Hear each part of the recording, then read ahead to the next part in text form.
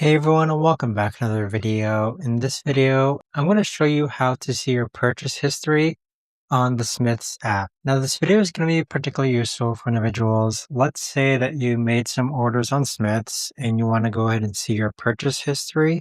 How do you actually go ahead about doing so? Now, this video is going to be short, sweet, and simple, guys. There's not going to be a lot of steps involved.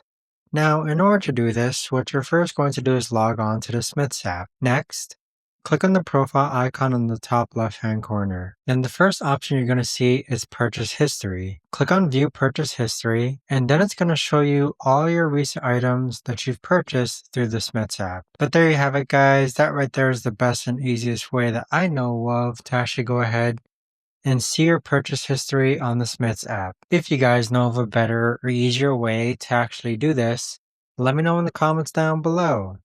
I would love to know.